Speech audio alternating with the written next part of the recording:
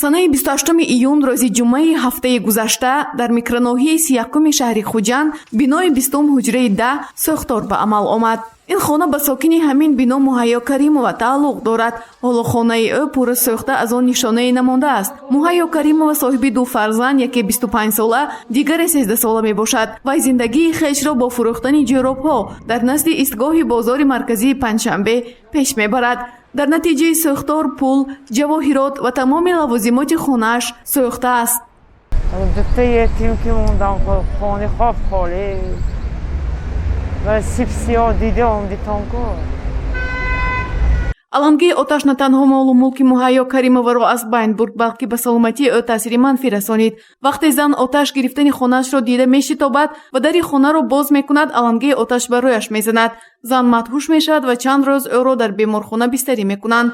модари Муҳайё Каримова Уғлой Каримова ва падараш аз ҳисоби нафақа зиндагӣ мекунанду имконияти барқарор намудани хонаи духтарашонро надоранд.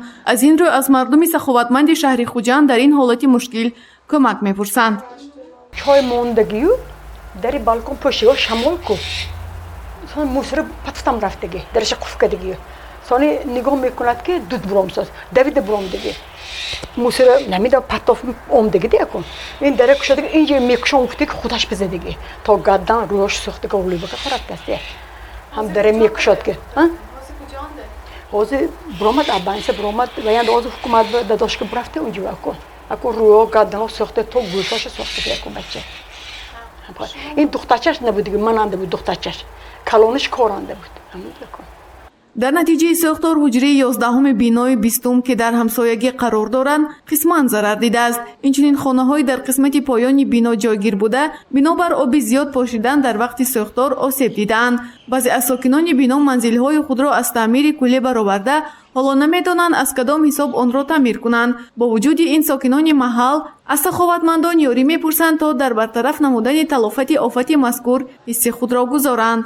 илтимос мекунем ушкун ҳаминҳо ёрдам диҳанд одамои камбағал акун вогид ҳамин вай бозор ба мешинанд ушкун дута бачашон ҳай акун бачаҳоям ёш акун вайҳоям мана ҳозир дари бошон рафта шидиям акун увол ҷудоям вайди акун ҳама хай ёрдам дососу камка ками соҳибкоро ёрдам диҳанд бо нахстар мешуд. Муҳайё Каримова ҳоло ба вазъи саломатии худ нигоҳ накарда барои дарёфти ризқу рӯзӣ ба бозор барои ҷоробфурӯшӣ баромадааст. аз рӯи наворе ки сокинон гирифтан алангаи оташ хеле баланд ва таҳшатнок мебошад. ҳарчанд сӯхторнишонон барои бартараф намудани алангаи оташ талош бурдаанд, аммо дар пайи сӯхтор ҳама амволи хона ба коми оташ рафт. муҳимаш талафоти ҷонӣ вуҷуд надорад.